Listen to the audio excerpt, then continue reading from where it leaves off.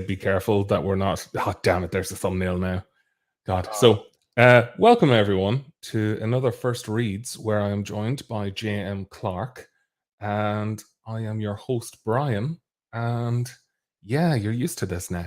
So, I've lots of questions, and I'm going to start off with the first one is, who are you? Tell us more about you, Jay. Well, thank you for having me on, Brian. My name is J.M. Clarke. I write Mark of the Fool, as well as a number of other different short stories and another series on Royal Road that will also be published by Athon Books. And Excellent. yeah, I was a I was a social worker, freshly graduated and running my own private practice for a bit, and decided to try doing Royal Road Patreon type of thing. And apparently, people like my story, much to my surprise. And here I am. Amazing. So, first of all, I'm just putting down on your little scorecard here that you're incredibly modest and humble. Oh, Um, thank you. because what I'd like you to maybe address, you know what, because you are humble, I'll do it for you. Mark of the Fool on Royal Road has nearly 9 million views. Um, that is more than a few people. Um, there's like I am so big-headed sometimes, where it's kind of like, it's people, oh Brian, you started on Royal Road. I'd be like, yeah, I did. And just like, was it good? It was like, yeah, it was pretty good. And then it's people like you, Jay, that come in here being like, I'm kind of shit, but you know, whatever, people like it. And then it's like 9 fucking million views. 15,000 followers. Get fucked, Jay. We can never be friends. No. Oh. Oh, and your grammar score is higher than me, you bastard, I think. Oh, it is 4.7 out of 5. You bastard. Oh, this is so sorry, audience. This is my first time ever speaking to Jay. So I have not become friends with him yet, and we are still in the first impression stages. And so far, I despise this man. So but before we get into, my loathing, I suppose, would you mind telling me a little bit more about Mark of the Fool? As in, so the thing with First Reads is that a lot of the times when we talk to authors or we talk about new stories or things like that, they're usually on like book 4, 5, 6. And it's very hard to introduce a new reader to that because you're trying to promo your latest book. Of Whereas course. with First Reads, it's more about like, hey, let's have a conversation and tell a little bit more about that book one, how it came to be, and kind of like maybe sell a little bit of it. So could you tell us a bit about Mark of the Fool? So, Mark of the Fool. Mark of the Fool is what I would like to call a creative love child between two stories I was heavily inspired by, and a number of other different ones. But at the time that I started it, I I remember having this thought of, what if Mother of Learning and Beware of Chicken were the same story, and it kind of spiraled from there. Mark of the Fool is essentially a chosen one narrative where the chosen one says no. He is divinely ordained to support a group of heroes along with himself to go on this quest, and he looks at the quest and he figures out, because in this setting there's 5 chosen ones, and he happens to be the one that is deemed often the most useless of the bunch. I mean, you look at the titles. There's the chosen, the champion, the sage, the saint, and then he's the fool. And one of these things is not quite like the other. So instead of and the thing with the fool is that each mark has its own little gift, divine gift and power that their god Aldar gives them. Um, but the fool gets the ability to learn extraordinarily quickly. He can learn just about any skill, as long as it does not fall into the categories of spellcraft, so no being a wizard, divinity, no being a cleric, or fighting. so no being a fighter. And when your task is to go fight a war for your god, that's a little bit problematic. So Absolutely. yes, just a bit. So rather than be the support role for these people he's never met and possibly be horribly killed by monsters, he dreamed of being a wizard when he was younger, going to the greatest school of wizardry in that particular setting. He had his acceptance letter, so he said, "Fuck it, I'm leaving. I'm gone. I'm I'm going to take my family, my childhood friend, her Cerberus, and my little sister, and I am leaving the war and I am going to go learn to be a damned wizard." And things get a little complex on the way, then that as they often do in stories. Well, you see, we're like, I want to go back to 2 years ago when you started this, and or longer. Sorry, it only starts me on Royal Road 2 years ago. Mhm. Um, when did you start this actually? Oh, I started this. Oh, I'd have to look at Royal Road to get the exact date, but I posted my first chapter toward the end of March, and Okay. I completely, ironically enough, I actually started the fiction posting 5 days a week, starting from April 1st, April Fool's Day. So. Ah, yeah. It's I know that feel. So, um, but yeah, it's I guess the one of the questions I was going to have there is so around 2 years ago, I'd say that Rise of the Shield Hero came out, or Hmm. really kind of like was going around in popularity. Mhm. Um, and there's a lot of very similar vibes. Now, I did read a bit into your story and very different vibes, but Just a bit. Just but a bit. just a bit. But like it's I really I thought it was very, very Jay has way too much of an evil laugh. Um oh, and thank you, Facebook user, bringing in the facts. Oh, yeah. Uh yes. If you go to StreamYard and log in with them, we'll be able to see who you are and thank you properly. But yeah, no, so it's it's really like to have achieved that much in such a short space of time is absolutely incredible. Do you mind me asking a little bit more about your kind of writing as a craft? As in, how do you get words? Like, do you have a routine? Do you have a like? What's your kind of like secrets? Tell me everything. Well, let's see. I wouldn't really call my routine special or anything like that. As a matter of fact, when I first started Fool, part of the reason why I wanted to get into it was as a challenge to myself. I have written for roughly 20 years before that. Now, I wasn't published or anything like that. Well, actually, that is a lie. I was published in some local magazines as well as in a couple of poetry books and so on and so forth, but nothing too immense. But I'd always kept honing and writing and so on and so forth. But the one thing that I'd lacked for years was consistency. So, I'd have these grand bursts for like a week to a month, and then nothing for 2 to 3 months after that, and so on and so forth. I was very much a person that was slave to inspiration. So with Fool, I thought, well, I see Rhaegar, and I see Zogarth, and I see Shirtaloon, and I see Defier, First Defier, all these titans posting 5 days a week. And I thought, why don't I try that? Why don't I challenge myself with the Royal Road Write-a-thon and see how far I go? So then my process largely developed from that original challenge. Every single day, I save for well, that's changed recently, but I'll get into that in a moment. But every single day, I would write. Usually in the mornings, I found that was when my rhythm was strongest and my writing was best, as well as it coming out the smoothest. And then I would finish it. I then edit it.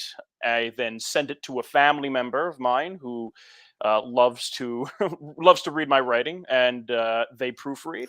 And then from there on in, off it goes to Royal Road. I didn't used to outline that much, but after after 2 years of continuity, I found no, outlines are your friend.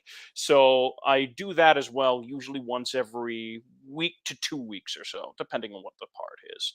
That's the basics of my process. Anything you want me to zoom in on, or anything I missed out that you were thinking of in your question? No, no, no. It's really like comprehensive. Like I think one of the main things is just kind of like writing through it, as in like you hit a blocker, you write through it. Hmm. And it's so much easier said than done sometimes because it's always easy to procrastinate. Um, I say this, but I don't think you've ever procrastinated in the last 2 years. Um, uh, but one of the other things I was going to say to anyone that is potentially on the fence or is predominantly a audiobook listener. So TJ, I know, is a big fan of audiobooks. Travis Baldry is your narrator oh yes, he for is. Mark the Fool. Um, one of the best names and one of the nicest people in the industry. So absolutely, like if you're on the fence about potentially picking up and you have a credit, so definitely give Mark the Fool a go. And you're currently on book 4 at the minute, is it, or is it book 5 you're working on?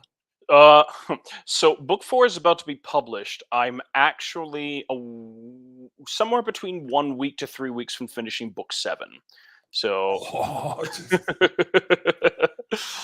uh, Why are you like this? Jay, I want to be your friend. I want to be your friend. I should oh, have looked at the stub and thought to myself, why? Like, it's like the Kindle allows for 10% mhm. of your, or it used to be anyway, I don't remember. And it's in like 488 pages on Royal Road, which is 134,000 words. If that's 10%, that's 1.3 million. And yeah, and if you're averaging a book length of, I don't know, if you're on book 7, is that 200,000 words per book? Usually, usually I try to aim for around 200,000 words. My first book was around 187, and then the rest of them have been 220 to, I think my lowest since then was 210. Literally, Steve, he's one of my publishers, Yeah. fantastic man. He was looking at me during my last book. I think that one was around 240. And he literally said, "Listen, Amazon cannot possibly push this into a hardcover. You gotta make him come down." So, but yes, they're all around that length or so, about 200 to Amazing. 220 or so. Yes. So when I was doing the Royal Road circuit, it was actually quite funny. So it would have been like a few years ago. I think maybe just like maybe a year before you. I don't know. I could be talking out my arse here. Mhm. Um, but I'm just trying to make myself feel better. but um, but it was when I was doing that, it was like the rule of thumb was 100,000 words, and then Mhm. some would say 120,000 words. And then you talk to other people, and they'll be like, "Oh, look, the absolute maximum is 150,000 words. If it's any more than that, you need to split it into 2 books." And I was like, "Right." And they're like, "What's yours?" And I was like, 200. And and then they're like, "Okay, so you can split that into." I was like, "No, it's not." And then when I was in Madrid for a writers thing a while back, I met Jez from Legion Publishers, and I was saying like, "Oh yeah, but like I need to trim it down." And he's like, "What the fuck are you talking about? Like my books are like," he was just like, "Some of my books are 300,000 words," and I'm like, "What?" I just mind blown. So Right. that's That's it. Like, or do you have this thing where you kind of like you're writing the story and then you're like 100,000 words into it, and you're like, oh shit, I forgot to write the story part. As in, like, I was just having so much fun that are like do all the stuff, or are you kind of like the whole way through everything is plotted and seamless? Well, the way I sort of outline is I have a method that I like to call the goalposts, wherein I have certain like toward the beginning of a book, I will have okay, these are the particular goalposts I want to hit in this book. That which forms my very general outline. So, Mhm. like in the first quarter, I want this event and this event to happen, and then uh, these events later on, sort of thing. But what I like to do, which is the reason why many of my books ramble, is I like to have the characters do the talking in between those goalposts. So, what would they do getting from event to event? It's one of those things wherein I think it comes from playing so much Dungeons and Dragons, where I Mhm. tend to try and zone into the heads of the characters themselves and have them decide how the ship is steered, as opposed to me going, okay, you must do this by this page, that sort of thing. So, which tends to work very well until I get to around 201,000 words in, and I go, wow, that's a big lot of book I have left to write, and I then panic. So Yeah. that's how it goes for me, at least. Oh my God. Okay, maybe we can be friends. So, so very similar to myself. In that, but like the plotting thing, I'm curious because when I used to say to people like, "Oh, I'm outlining," um, I would write down like a word or three words, being like, "This happens," and then I'll write like 3,000 words for that chapter. Mhm. Or that I'll write down three words and I'll write 10 chapters based around those three words. Then other people are like, these are the beats that I need to hit within each paragraph. And this is the like, yeah, and you essentially have like an almost chapter length of a synopsis. It's over 9,000. Yeah, I just Sorry. saw that. Yeah. That was literally me when I was looking at his viewer counts. It's over 9 million.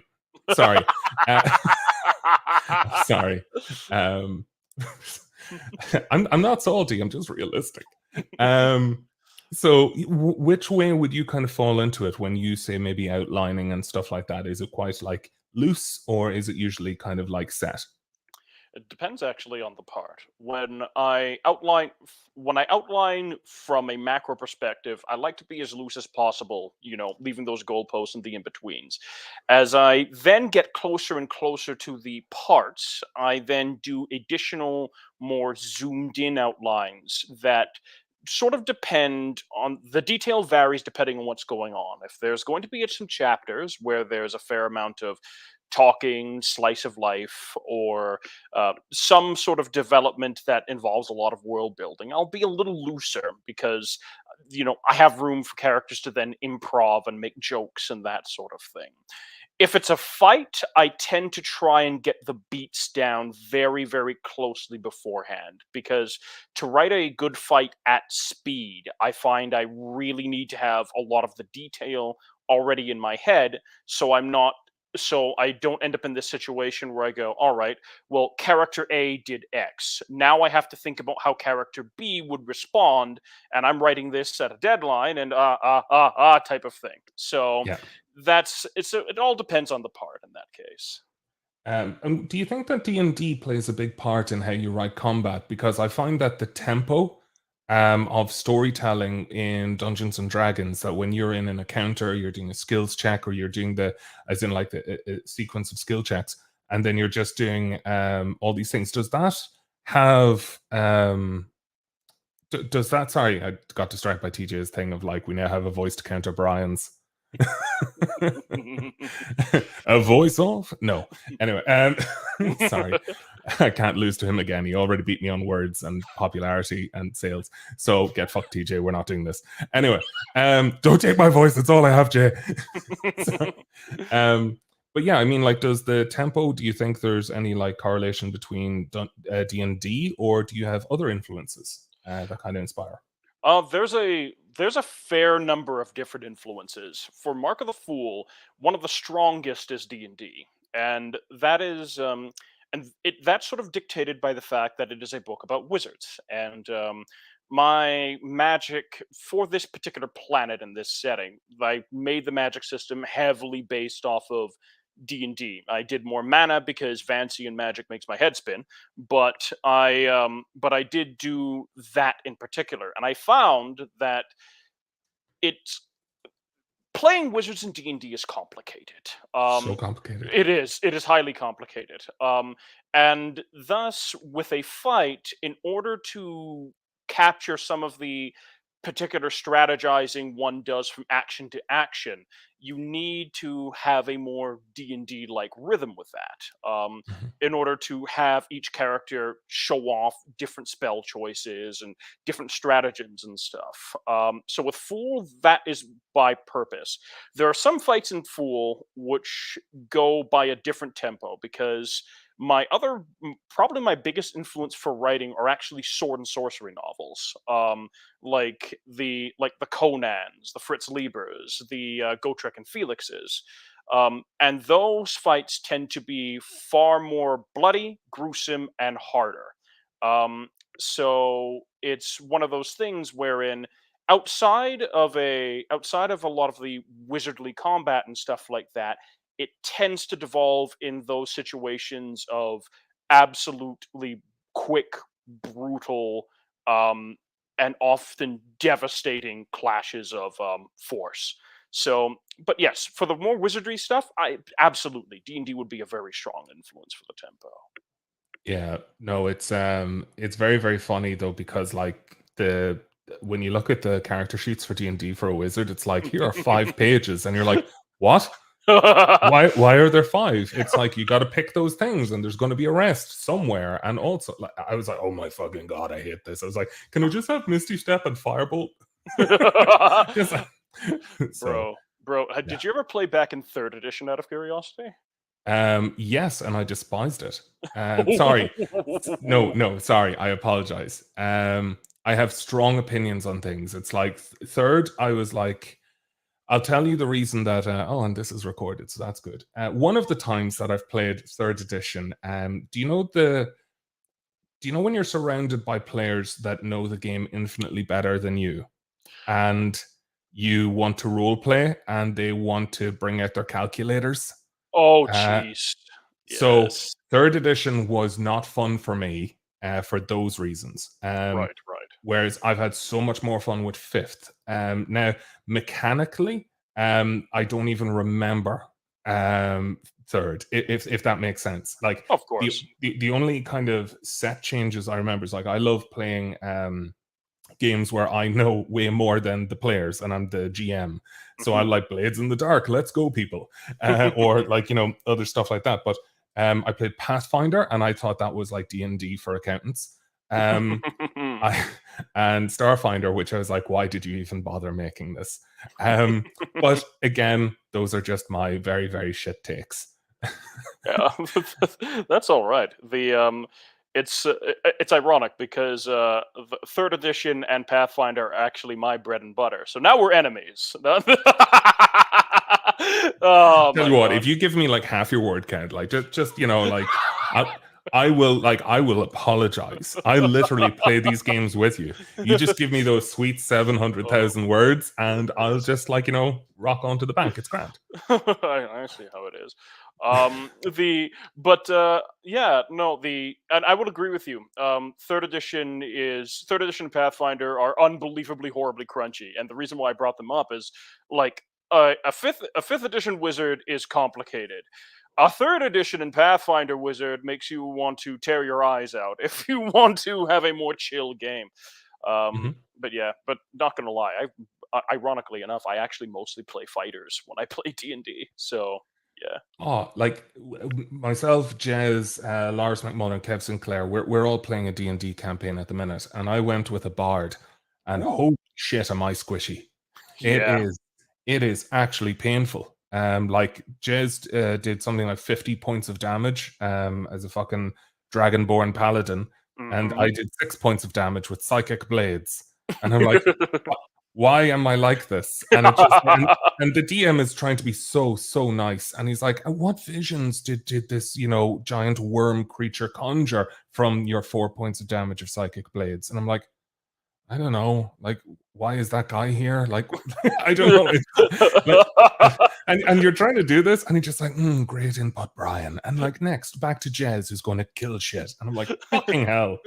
Um, here's a D chord. I like that. Um, but sorry, one of the things I have to say though, I am biased towards fifth edition. Of So course. I currently work for a company called Larian Studios. Mm. Um, who are making Baldur's Gate 3. So so Oh. so that is super fun. And like we Hmm. play D&D with like the other employees and stuff like this. And like it's some of the writers like from games like Divinity Original Sin 1 and 2. Like My it's a goodness. super cool company Yeah. and lovely, Nice. lovely people. Um But the thing is like, we'd be playing D&D quite a bit, or you'd be playing the game. And it is 5th edition in the game itself. And it's absolutely fantastic because it's the only time I can play a fucking wizard and know what I'm doing.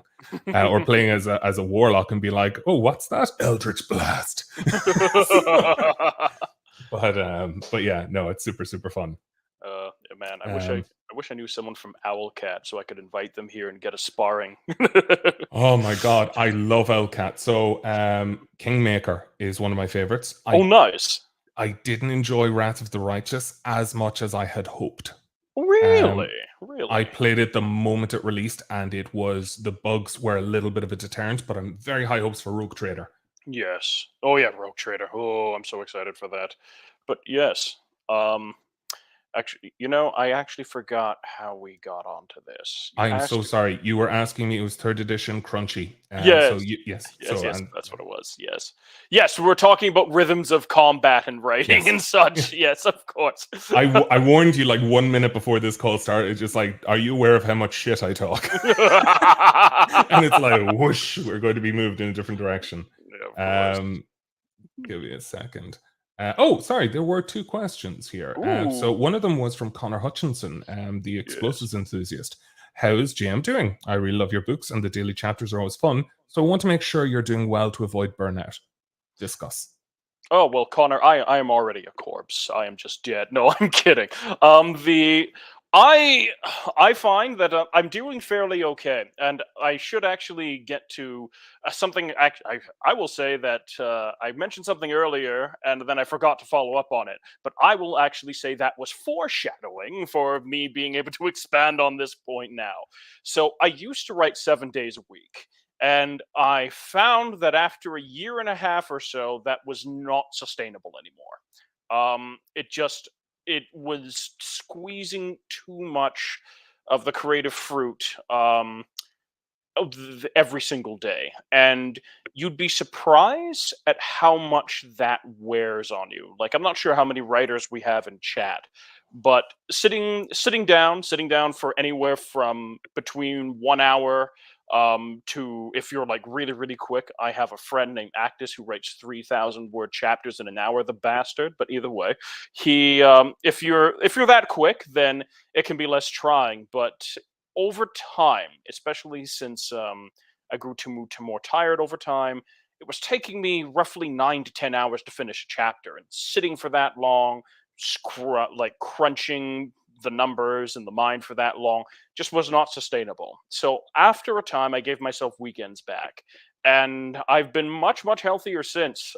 It's been far better. Far better, I find. And let this be, and I wanted to bring that up because I've gotten questions before about, oh, I also want to write on Royal Road, that sort of thing, or how do I succeed? And I just want to tell anyone who might be interested here, it is not a sprint, it is a marathon. Do not do what I do. As a matter of fact, normal people take time off between books. I have this obsession with finishing all the way to the end of the series without missing a single day. This is a stupid obsession. Do not do it. It's all right for me, but I would not recommend it for anyone else. Treat yourself well. There is only one of you. There are also, I think, absolutely fantastic advice, first of all. With Royal Road, I'm in nowhere form an expert on it. But with myself, years ago, when I had started, I'd just like to say that there are many ways up the mountain. Mhm. I wrote 3 chapters and I got a 3-star review. And that was a 3-star review that said this is all right, and it was just like, this is a okay story, and it broke me. I was like, I'm a 3-star author, I'm a 3-star writer, I am shit, I am useless, whatever. And I went down this hole where I didn't write for 3 months. I Oh. didn't write for like 3 months, and then a friend of mine showed me a cover that they had designed for me. Say like, what do you think of this? And it was beautiful. And even though it wasn't on market, it wasn't to market, it wasn't lit RPG, it was just something beautiful that a friend had made for me. Mhm. And I said, fuck it, I have to keep going with this story just at least to make it worthy of this cover. And Fantastic. and I wrote chapters, I kept writing, and there was like, and I think it was around chapter 12, I had maybe about 5 people that were reading it. And by chapter 16, I was getting a steady stream of comments. And I think if you go back and look at it, you'll see on chapter 17, I wrote, I don't care if this never gets popular. I'm just happy for the kind of the friends I made along the way and that I have my little tribe. And it hit the front page. It was called Trending, Not Rising Stars at the time. Yes, I remember that. Yep. And it went there, and that's when it stayed there, and it kept going. And by and people were like at chapter 20, it's like, where's your Patreon? I'm like, what's a Patreon? And they were like, what the fuck are you even doing here? I'm like, I'm just trying to write a story. I'm so sorry. And they're like, why is this guy writing a VR story? And I'm like, I was always frustrated by people not talking about the real world in the VR story. So I wanted to, and I hate Ready Player One.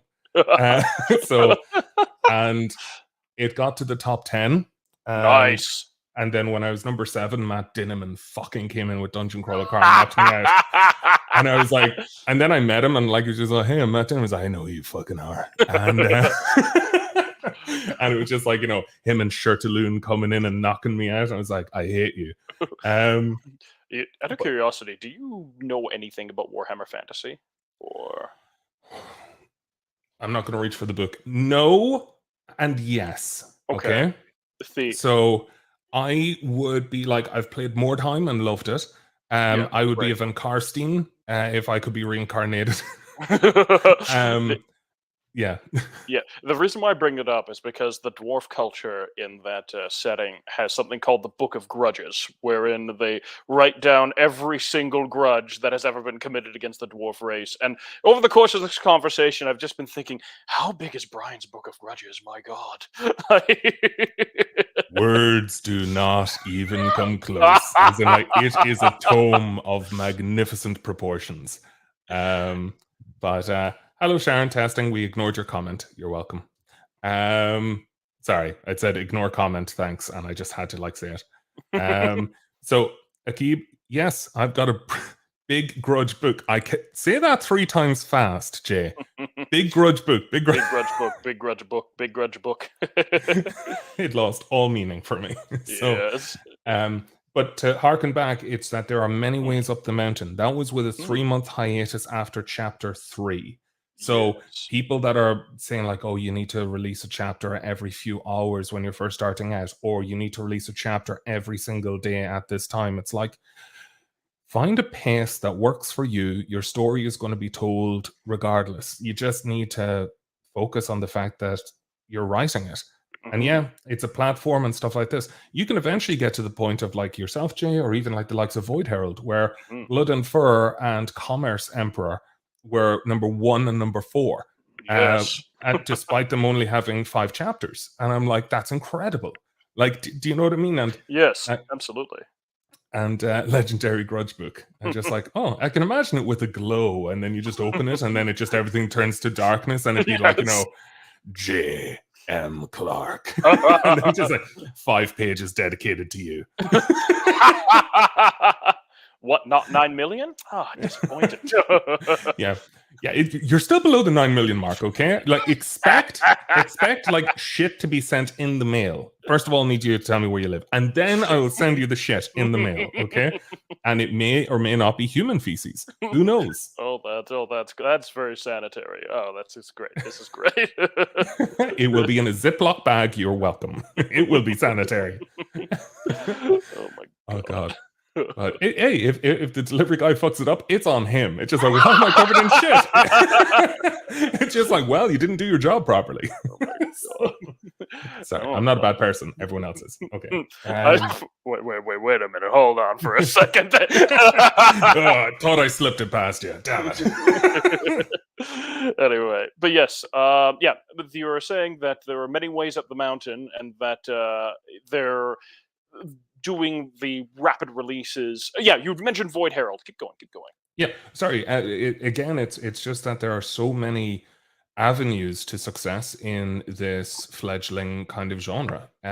Like, so when you talk to Eric Ugland from The Good Guys, The Bad Guys, he typically states that lit RPG or game lit is a technique rather than a genre itself.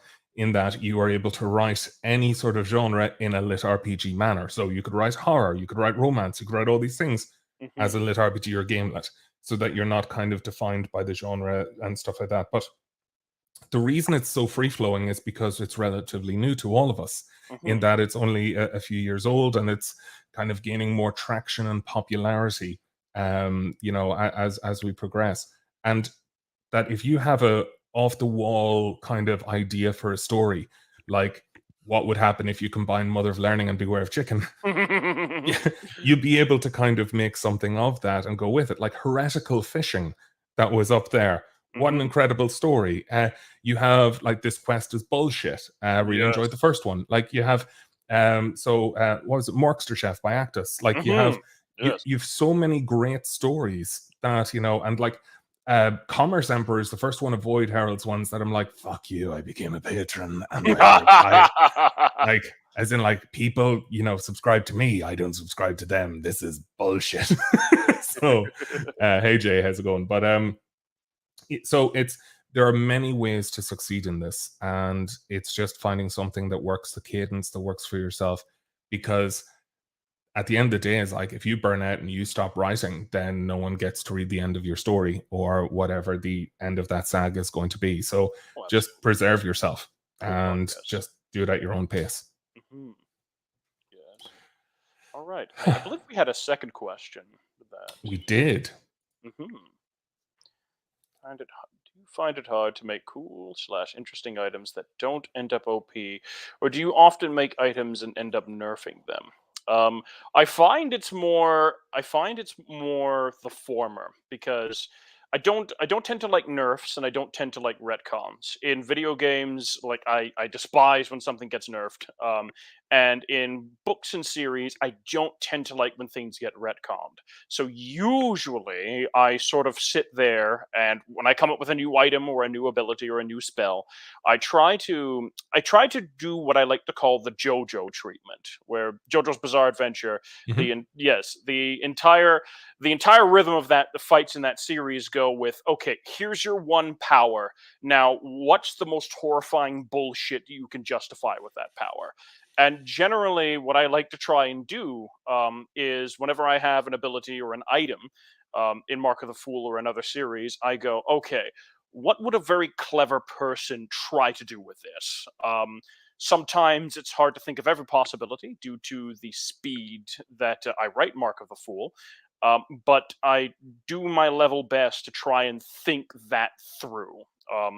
And that's also why I don't tend to put in abilities that are very, very wide and free flowing. Like I've never given Alex, the main character, an ability to say control time or control even all electricity or something like that, because that would get out of hand very, very quickly. So something with usually a more narrow definition, I find I can work far more easily with.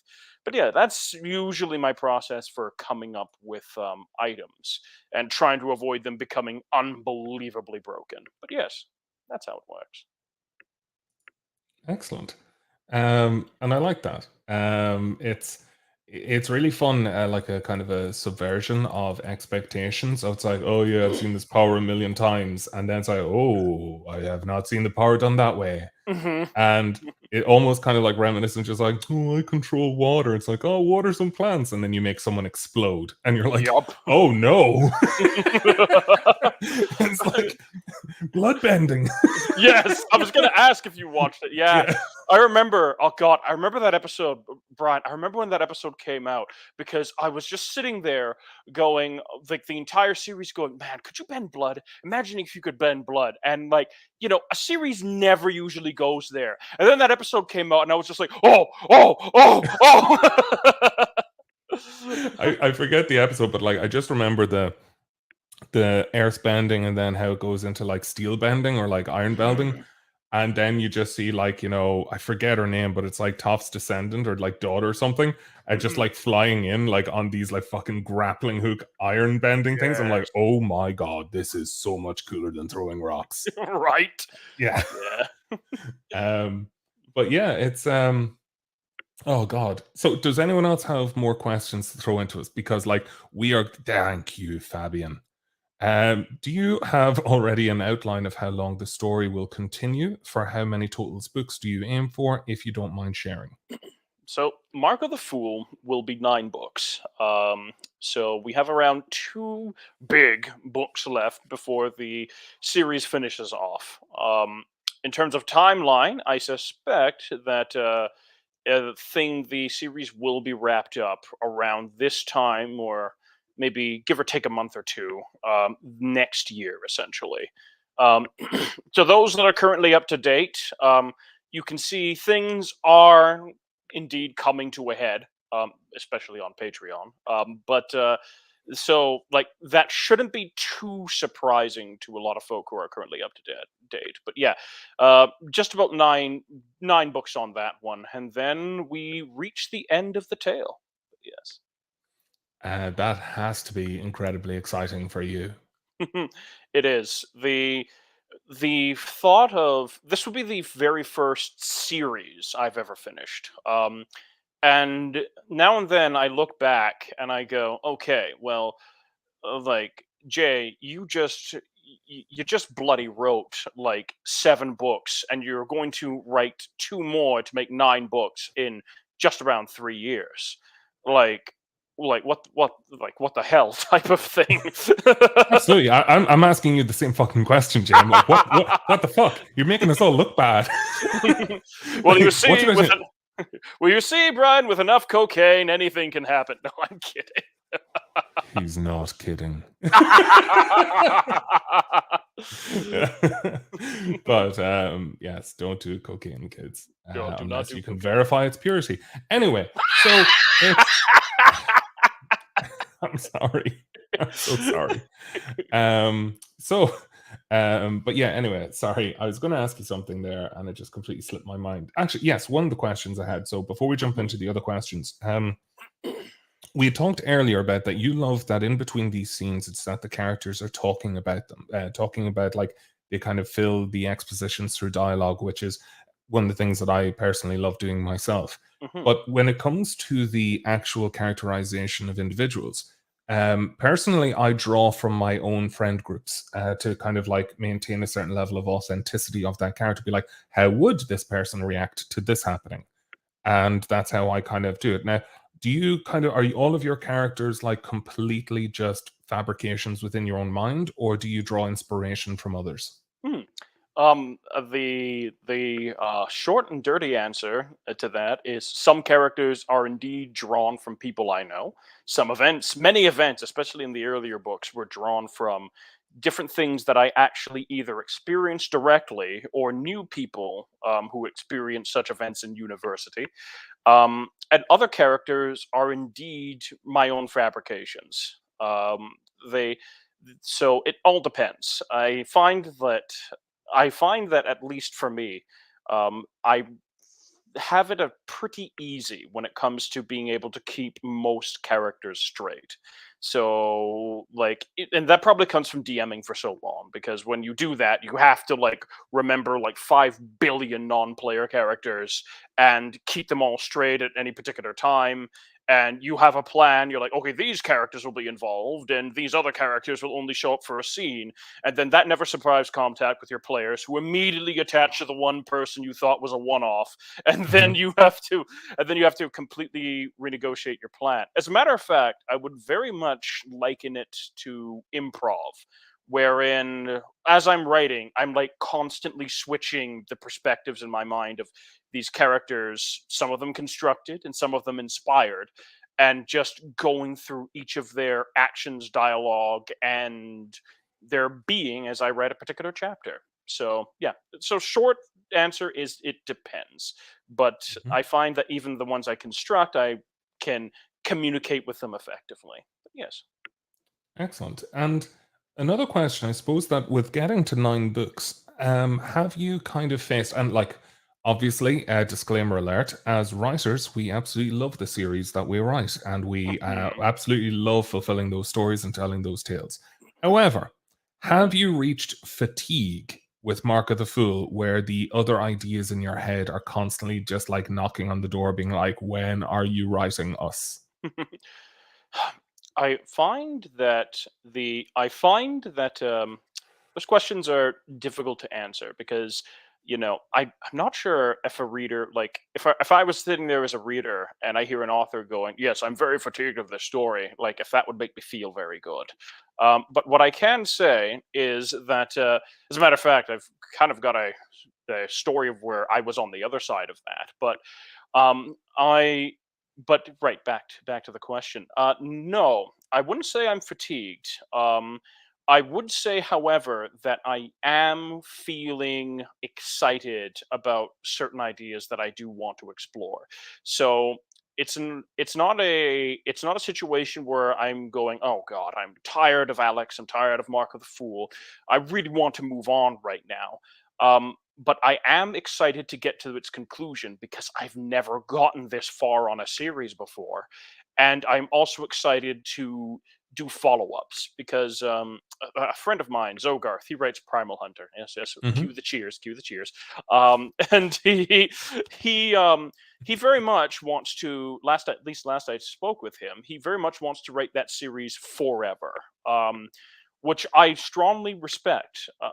For me, I don't find that I could do that unless it's a very specific kind of story. Like, unless it Hmm. was like very episodic, like the old Conans or the Driz tales or something like that.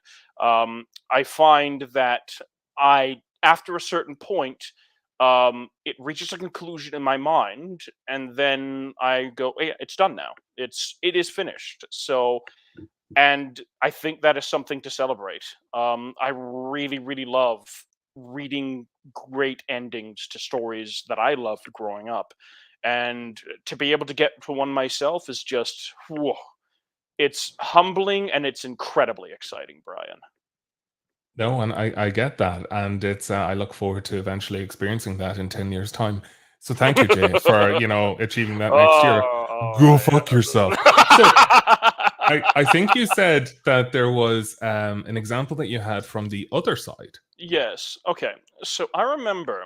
So growing up, I was an immense fan of a little obscure series called Dragon Ball. I know no one's heard of that, but and I remember reading this interview one day with Akira Toriyama, who was the mangaka of Dragon Ball, and someone asked him, and it was years after Dragon Ball ended, and someone asked him point blank, what was your favorite thing about Dragon Ball in that series? That's what the interview asked him.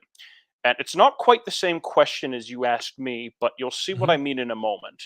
And the answer he gave was, I really enjoyed the other opportunities that it gave me as a writer, type of thing. So nothing about the series itself, just what it did for him, just what other things he could do thanks to it. And I remember I was quite a bit younger at the time, and I interpreted that as saying, "Oh, well, this series that meant so much to me during my teenage years and early 20s, the way you speak of it as the writer is you're sort of giving off the impression." And again, I'm not sure what was in his head when he answered that question, or if there were even, and of course I was reading it in English, so who knows if there were something lost in translation. But the impression I got at the time was that the greatest importance to him was just what else he could do because of it. And I thought, well, what kind of asshole am I if I base so much of my childhood on this one thing that to the person who created it only served as a career opportunity? And when I became a creator myself, I resolved to never do that to anyone else. Because it did not feel very good for me. It was a major gut punch. So yes. So I understand that so well, and I think I also understand that creator. In Hmm. the sense that now this will probably sound a little controversial, I suppose. Hmm. That story that got to number 7 on Royal Road was a series called Wild Cards: The Dread Pirate. Hmm. And that story was my baby. That was something that I absolutely loved writing, and I enjoyed it so much. And then it was with reader expectations. It was like, well, what's its scheduled release? I'm like, as I write it, and then they're like, no, what is the schedule? Mhm. And then I felt compelled to write it rather than Oh dear. enjoying the writing of it. And there were stories, there were parts and things, and it got into a kind of a structure that I felt stifled by.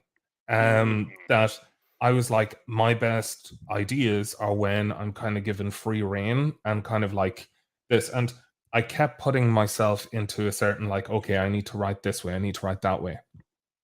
And I need to write in a more serialized way because some of my chapters were 6,000 words, some of them were 2,500 words. Mhm. And then people are like, oh no, you need to be chopping that into 3 chapters because you're doing 3 times as much work. And I'm like, but the chapter needed it. Mm. And I felt that I was kind of like the not that the noose was tightening, but it was just the fun for that story started to fade. And I felt horrible because I loved that story. Right. And when I was going into it, it was a case of like a lot of these kind of reviewers came in, and one of them was a very critical review that was, I'd say, about 2 A4 pages long. Oh my. And it was a 3.5 star, and it said, I want you to understand that the reason that for Royal Road, I'd say anywhere between 1,750 to 2,500, 3,000. As sorry, like chapter length, as in Mhm. it really depends. Sorry, I keep asked the question. Mhm. So sorry. Yeah, no. So again, that review that they sent me, I agreed with a lot of it. Said Oh like dear. this person has written a VR story, whereas the real world is way more interesting than the virtual reality world. And I would love to read them write a story with just one world, no VR. And that was Ah. the kind of the gist of it. And I was trying to find how to kind of get into the headspace to write wildcards again, and it was forcing. I was forcing myself to do it, and I was like, "Am I just a failed writer? I'm halfway through book 2, and I'm like struggling. What's going on here?" And someone said to me, "Like, do you know what you need to do? Just." Oh, Akib. I needed a character that was going to die, and guess what? Um, but yeah, but so I was advised to write a palette cleanser, as in just something, a little side story that get me back into the groove of writing, and that'd be excited to go back to wildcards.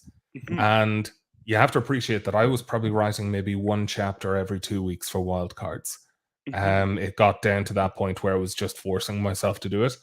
And then when I wrote this thing, it was called Quest Academy, and I wrote Mhm. 50,000 words in 7 days. Oh my goodness. And I was like, Holy crap. oh, this is different. And I was having so much fun that I was like, oh God, I need to tell the guys on Royal Road. And all of them were like, just take care of yourself, come back when you're ready. And that was beautiful. Like whenever I see people saying anything bad about Royal Road, I get so annoyed because I'm like, there are so many wonderful people over there that genuinely, like, I posted up saying like, hey, the release of Quest Academy on Amazon is the 18th, and then they were all like, hey, that's amazing, well done, you, so happy for you, can't wait until you write more wild cards. I was like, that is the most Royal Road sentence ever, and I love you, thank you. Right? Yeah. It is true. It is true. It kind of ironic because George R. R. Martin takes a break from Game of Thrones to write Wild Cards. You take a break from Wild Cards to write something else. Oh man, so I had no idea, George. Like wildcards isn't a thing in Ireland. Like I've Oh boy. never seen that in my life. And then I put up I put up Abidden was the name of the VR game, and I put that as my title. And then someone was like, "Sounds too similar to Abaddon in D&D, so you should change that." I was like, "Fine, wildcards. Is that better?" And they were like, "No, no, it's not better." I was like, "Well, too fucking late. The typography's done. Get fucked." And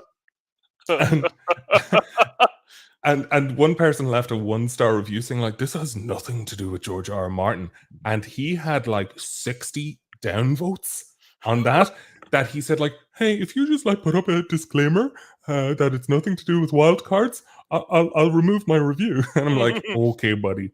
Oh, Like, buddy. yeah. That's Anyway, funny.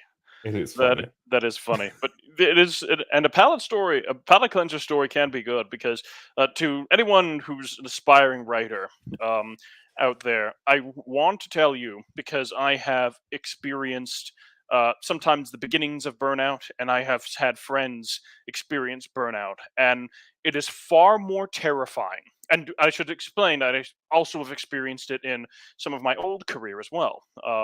Social work is something that suffers from a lot of burnout due to the emotional labor involved. And let me tell you, it is one of the most terrifying things you can experience because I'm reminded of this one fellow by the name of Kaiser Neko. He wrote Dragon Ball Z Abridged, one of the team members that did that. Very popular YouTube series from. I love it so much. Yeah, yeah, okay, good, good, good. You're on there. And I remember when he came on the air and he basically said that it was done.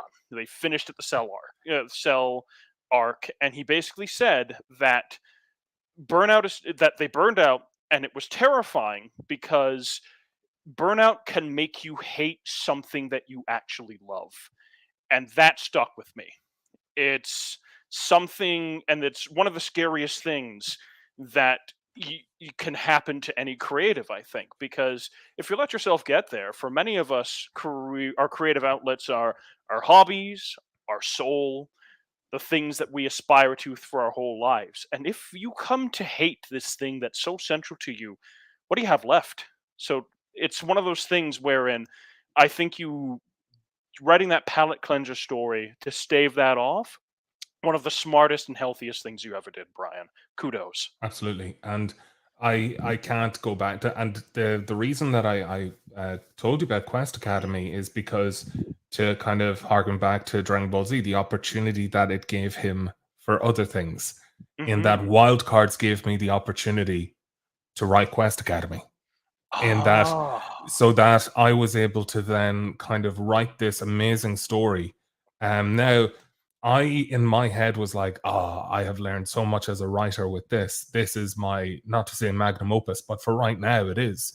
Hmm. And I went back, and like one of my friends was saying, like, well, Erica, she was saying, like, Brian, you need to read Wild Cards again because I think you're misremembering it. And I read it, and I was so excited to write it again, and because it was a fun story. And I was like, oh wow, I wonder what happens next. And then there's no other chapter. It's like, oh Brian, you son of a bitch. I'm just like, oh god, yeah, I wrote this. Damn. So, have you ever gotten that with your own work? Oh yeah, I have. I have. There were some short stories that I've read. I'm like, oh my, that I've had come out that I've read and went, oh my god, this is great. I can't wait to read the next one. Oh, you Yeah. played yourself, Jay. Yeah. You played yourself. Just like standing there looking into the mirror being like, not gonna lie, you had me in the first half. It's like, Exactly. but Oh, yeah, there was another question that came in for you there from David. Also, hello yes. to Aurora 1325. Do Hello. you have a specific next project when you were done with Fool? I have two. One is going to be well, I I have a number of them left, shall we say. One of them I'm not quite ready to announce. It's something a little fun that I'm trying with an author friend of mine.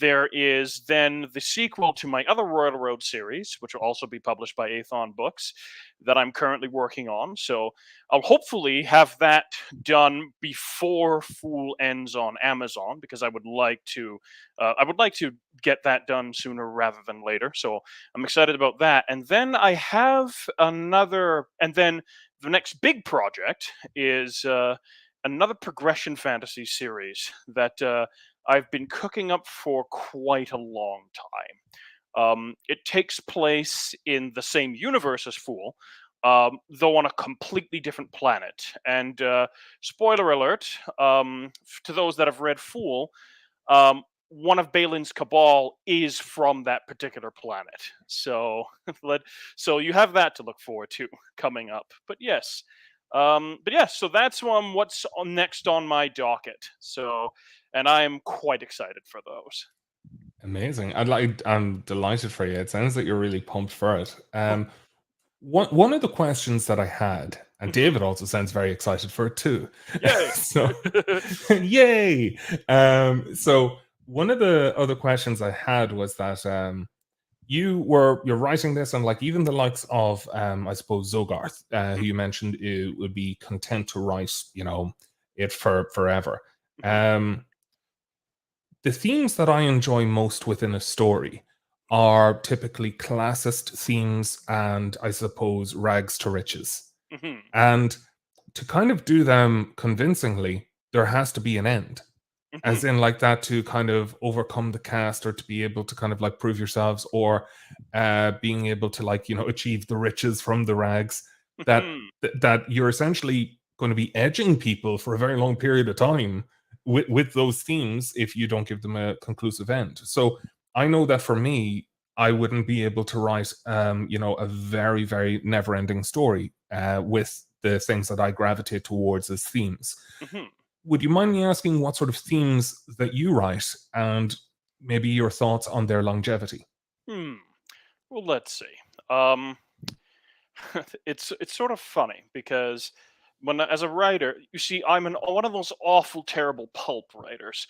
So I tend to How more. dare you call the craft a pulp writer? So it's one of those things wherein I more prioritize fun for myself and the audience than for different themes. But I have noticed that themes that tend to crop up in my work over and over again, found family tends to crop up. Um, the a rise to power and mastering what that power is and how that power can change you uh, tends to come up. And once you achieve a certain level of either success, growth, self confidence, or if we're talking about progression fantasy, literal power, how your world then begins to react to you. Um, I've noticed that a fair amount. And I find that I find most of those tend to lend themselves to endings.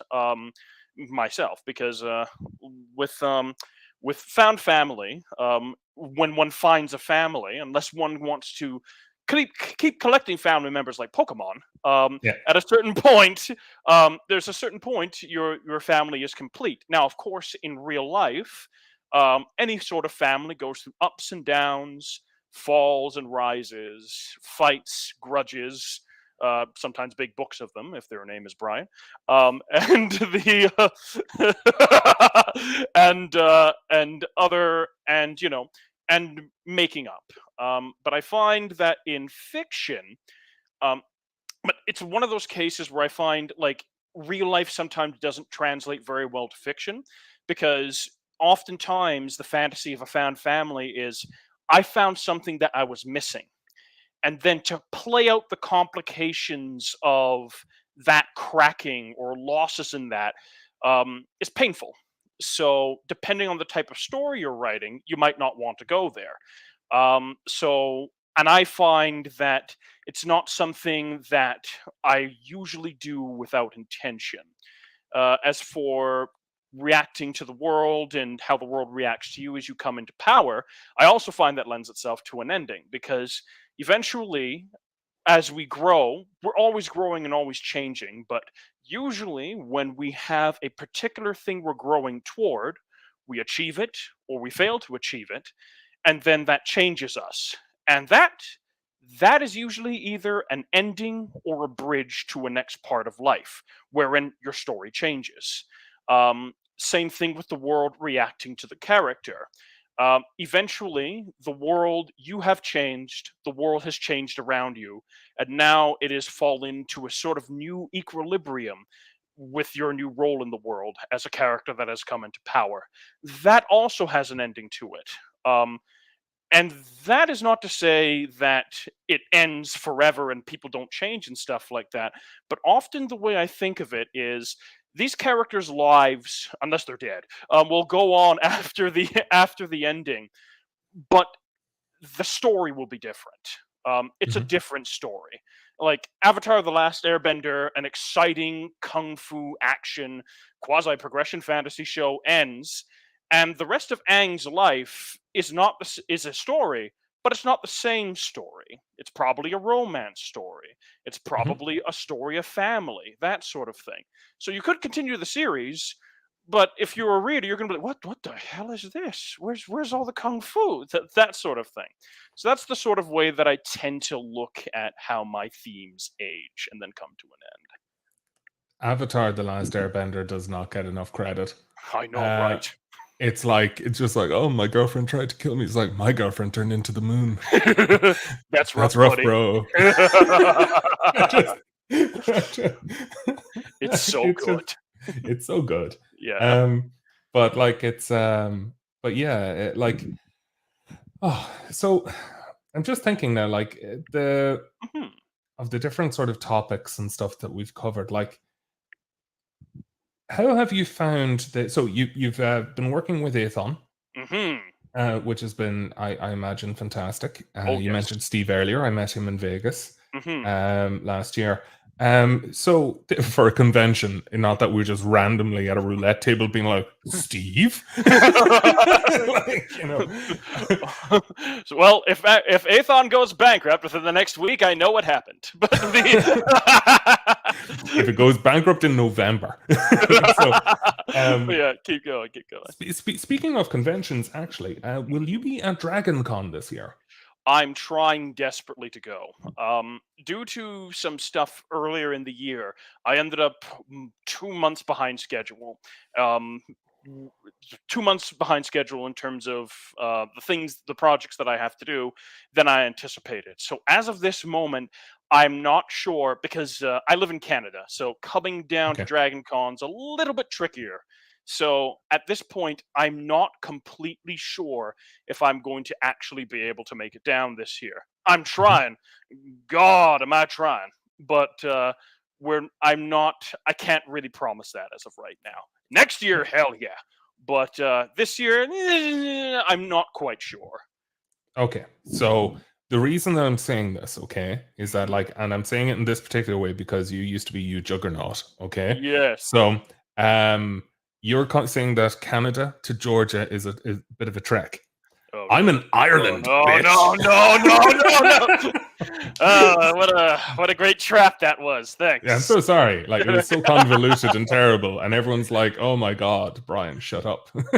Just like, you don't even have 9 million reads, Brian. Why are you even on this show? Like, you should just get Void Herald to talk to Jay. It's just, just, I'm fucking redundant on my own show. This is No, bullshit. it's not that. It's not like that. It's not like that. It's not like that. It's like you hear my little mantra, like manifesting at night. It's not like that, Brian. You're actually useful. People like you. Oh my god. Um, Weird flex. Yeah, yeah. You know it, TJ. Um, so I guess, Mhm. do you resist the urge to plagiarize yourself? For instance, oh, Mhm. working on outline of project two and then writing project one, realizing an idea from project two would work great here. Now, which story gets it? Ah, that's an interesting question. That's a really good question. I don't think I've ever heard of someone asking a writer that in an interview, and it's so important. Very good. Um, I would say that that has not, for the most part, happened to me. Because usually when I generate an idea, it often either lives or dies very, very quickly. So usually, if I come up with an idea and I'm like, aha, this is brilliant, and then I'm like, you did that already, then I'll go, oh, and they'll kill it within minutes and then move on. So I find it's very rare that I end up plagiarizing myself. I think though, personally, we authors always have hidden biases, and there's going to be a through line in every story you write, even if you change your writing style, if you're now migrating from classic fantasy style to like sci-fi or something like that. There's going to be a through line because you are you. So I don't think you can help but in some ways draw from the same well and have the odd repetition here and there. Like I know, for example, like my characters tend to joke and they tend to banter and they tend to sometimes bicker. And in almost every story I write, they do the same thing. I've never written a story where, like, the group of people are sitting there and everyone's silent and angry and not looking at each other for 500 pages. That's just the way I am. So, I think to a certain extent, we all end up at least plagiarizing the broad strokes of ourselves. So I'm going to answer this one as well, even though I know Yes. it was for Jay, because Yes. I absolutely fucked myself with this. Go, go, go, go, go. Let's go. Come So on. I had written a story, like I was, the way the palette cleansers, I had written this Mhm. fantasy story that I really had my like heart into. I was like, this is it, this is it. And I actually did world building. I made the pantheon of the gods, the skills, the abilities, the everything. And I was like, this is fucking amazing. And the thing that I loved about that story was that it was all of these kind of kids that were like essentially being summoned for their like getting their class. They were being summoned from a backwater village called Perio, which was Mhm. Hope. And it was just like it was essentially this little village, and that they wanted to like kind of get good classes so they could go back, and how they were kind of like um second or third tier after like the royals, and they're like they were Mhm. essentially set up in tents beside the training grounds, like because they're just poor kids. Right. And I was like, I love this because it's them like setting up a little boot camp for themselves to give Mhm. themselves training and help each other to try and achieve like all the prerequisites to unlock a certain class. Mhm. Like you teach them alchemy, you teach them how to hunt, you teach them this, so they'd get their like little steps to be able Right. to get a class. And I was, this is so much fun. And the main fucking character has the exact same skill as the main character of Quest Academy, which means which means that I have to say goodbye to that entire world. Oh. And it was so heartbreaking because it was some of the best characterization I had done of those. Hey, Zach, good day to you too. And I'm doing very, very well. Just pouring out my heart to Jay here and adding more pages to the Grudge book. So it's but yeah, it was one of those devastating things where I was like, oh man, unless I can figure out a way to create a power that is not a fucking ripoff of the power in Quest Academy, I have to say goodbye to all of this. Oh. And it was really like there was so much fuckery in that world, and it was fun. But it also had an academy, and then I write a story called Quest Academy, and I'm like, bollocks. Oh. So, but yeah, but no, Quest Academy is fucking phenomenal. And if I had to pick, I'd pick Quest Academy every time. But it's just knowing what could have been with that other one. Yeah. I'm like, oh, I cannibalized it. Yeah. Sometimes that happens. And you might be able to save it because it does sound. I haven't read Quest Academy, so I wouldn't know how like specifically the powers work, but with a little tweak here and there, Mm, you can make a lot of things spin out of control in different directions. So, yeah. and you're a solid writer, so I would suspect you'd be able to make the conversion. Like, Oh, you're well, thank you skilled. very much. Yeah, you're Like it skilled. could it could be that everyone on Royal Road doesn't know anything, and they're just like, I like the cover that girl designed. Just like, it's like beep boop. And it's just- But yeah, it is something. Yeah, but that is something to watch. Actually, when you were talking, I realized that I sort of lied. I did actually do that to myself once, but it was in the same story, so it was much worse. So so I ended up, and it was such a minor thing because there's a character Cedric in the story, and he Mhm. has red hair. Red hair, a golden tooth, and he's sort of like a very charismatic, almost wild man kind of thing. And it's a very distinct appearance. And then 3 books later, completely unrelated, I was making a character named Tyrus, and I'm like, oh, named after the character from Golden Axe. If anyone else is like me, and ancient, but the but I'm like, oh, I want to like really neat appearance for her. I know red hair and a gold tooth. I haven't seen that very much. I'll do just that. And it was only like 10 chapters later I went, wait a fucking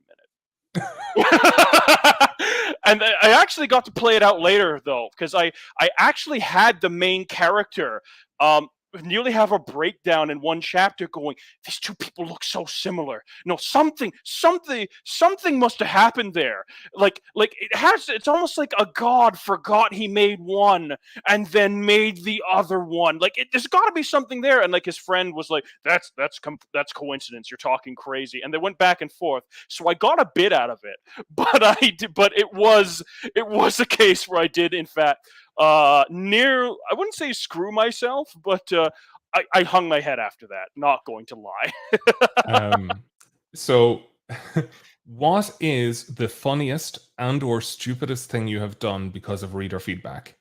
Let me think. Oh, let me think. What is the funniest or stupidest thing I've done? There was. I'm trying to remember. There's a lot of different. There's a fair amount of different examples. I'm a writer that tends to try and divorce himself from like Healthy. the yeah from like the the infinite like infinite inspiration that a reader comments, because I that's sometimes they're absolutely brilliant, sometimes that gets you into trouble, depending on who you're listening to and also if you lose sight of what you're doing. Mhm. But I think actually I will say that the funniest slash I will say the most exciting thing I ever did was someone, and I'm not sure if they're listening, but they might know who they are, was messaging me, and they'd watched a movie called, oh my god, hold on, the Equalizer. And in Yeah. the Equalizer, Denzel Washington's character blows somebody up, but with a grain flower explosion type of thing. And they were like, it'd be really cool if that happened in Mark of the Fool. And I'm just sitting there and going, normally I don't listen to reader feedback, and I try to keep my ideas, but that would be a really cool idea. So that was one that I built into the story, and I had a fake out with it at the end of book 2, and then, well, for readers that are still on Amazon, let me just say, enjoy book 4. That's all I'll say on that. Oh man, like there's been one thing that happened to me, just on a different tangent for a moment, that you Yes. reminded me of there, is that one person was saying like, "Oh, I see someone likes Mass Effect Andromeda," and I'm like, "No, I've never played that game." And they're like, "But your ship in Wildcards is called the Tempest," and I'm like, "Yeah," and the first mate is called Vetra, and I was like, which is Latvian for Tempest, which was a play on words, and they're like, "But in Mass Effect, the ship is called Tempest, and one of the companions is called Vetra," and I'm like, "Oh fuck!" I was saying like, I've Latvian friends, like they're characters in my story, and I was saying like, what's a cool word for storm? And they're like, Vetra, which is tempest, and I'm Yep. like, cool, that's so going in. And they're like, but Brian, it's a feminine word, and I'm like, nice, that's going in. And then, but like nobody told Mass Effect because their Vetra is a man. Get Oh. fucked. But yeah, anyway, sorry. But one of the funniest changes I made to a story, yes, this was just an absolutely facetious like lead up for me to tell my story, Jay. I just asked you out of politeness. I see. I see. When I was on like chapter 7 or 8 of Wild Cards, just starting out, only like 2 or 3 people are commenting on the chapter. One guy was saying like, "Oh, this is interesting. This is what's going to happen in the next 3 chapters," and he predicted perfectly what the next 3 chapters were going to be. And I had a moment where I'm like, "Am I a basic bitch?" And it's like you're there trying to figure out, like, you're like, am I shit at this? How am I so predictable? Because we all like to think of ourselves as like, I'm a master wordsmith. And this was clear proof that it wasn't. And I was like, oh no. So I literally saw this and I was like, nope. And I veered the story away. And I went in a very different direction. And I got a comment from him on the next few chapters like, wow, I really thought you were following, the Campbellian hero's journey. And I'm like, the what? And I looked up the hero's journey, which I Oh had been no. hitting beat for beat, and then I derailed it. And I was like, "Well, do you think that I would have changed my entire story just because of one comment?" And he was like, "Obviously not." And then I was like, "Well, you're wrong, bitch. I'm literally derailing this whole thing. We're going to double down in world building." And everyone was like, "This story subverts expectations." And they're like, wow, no one ever focuses on the real world. I'm like, guess we're doing that today, lads. That's so and, funny. That's hilarious. and it became a real big theme of the story because everyone loved that. They were like, oh fuck, we have to go back into the game now. And I'm like, no, that's the main story. Like, come on. And they're like, no, let's go back to the sponsorship deals where all the people are trying to fuck them over. And I'm like, okay, we'll come back to that in 3 chapters. I love writing it. Like, so Similar thing happened to me where I had this mini arc where I have to remember that many people are on Amazon, so I'm trying to avoid spoilers here. But it's a very businessy arc. Like, much of the story is fantasy and magic and learning and stuff like that. But there is one point in the story where Alex basically dips his toe into commerce. He's like, I am buying a business. don't And do it, TJ. I am I am buying Sorry. a business and I actually missed what TJ said. What did he say? What did he say? He said, and now I'm signing up for Brian's Patreon. I'm like, Do no, it. Do it. don't do it. No, don't do it. Do I it. have. Do it. Do it. Well, actually, he's totally fine because I haven't charged for this month because I'm like, I haven't given you anything. Stop giving me money. Sorry. Anyway, Yes. Yeah, I'm but terrible yeah. at business. Oh my goodness. But yes, so there was this business arc, and I remember I got a comment from a few readers that was like, when we got back to, because I was writing it and I'm like, oh my god, I hope I don't bore people with this business arc. And then like, I got a comment from like a few readers that were like, so are you gonna put some more business in this story? That was like the best part of the story. I'm like, oh my god. So sometimes, like, you'll write something and go, oh god, this is gonna be this is gonna be a disaster. And then they're like, oh, this is the best part of the story. Why isn't the entire story like this? And you're like, I don't know. I'm scared and confused. So I found my tribe. yeah, exactly. Stick with me, people. But like, the way there's all the times like, oh, that's blatant fan service. Yes. I write blatant author service, which is that I write stuff I love. Nice. Which is that so I am essentially a socialist heart, capitalist brain. So I would be very much the type of person that, like, I love fuckery in negotiations. I love Right. high stakes. I love all of these different things. Did you guys answer my question from earlier? I've kind of been in a fog today. What was your question from earlier? Sorry, we'll get to that after I'm done talking, Jay. Jesus fucking Christ. This is sorry, Jay, you don't know. Oh god, 2 J's. JM, you don't know, but Jay is a piece of shit. You should ignore him. He's lovely sometimes, but he's a piece of shit. And he got a t-shirt from Legion, so he should be happy out. It's totally fine. But yeah, I just love writing certain scenes and certain themes and things like that. Like, what is your absolute favorite thing? So Jay's question is actually the inverse of this. Is like, what scenes do you have the most trouble writing? Like combat, romantic, social, crafting, etc. And how do you get through these tough scenes, those tough scenes? I'll caveat that and ask the inverse first. What are the scenes that you absolutely light up writing? And then his question. That's interesting. So, certain kinds of combat scenes and certain types of high emotion scenes. So, a scene that's an emotional climax, like, I go into a fugue state and it flows out of me like water. I don't know if I'm channeling the ghost of a soap opera writer or something, but like, it just completely, like, I just completely get into the zone with those. At the same time, a sword fight, like a sword fight or an axe fight or fights with fists and stuff like that. They I absolutely love writing those.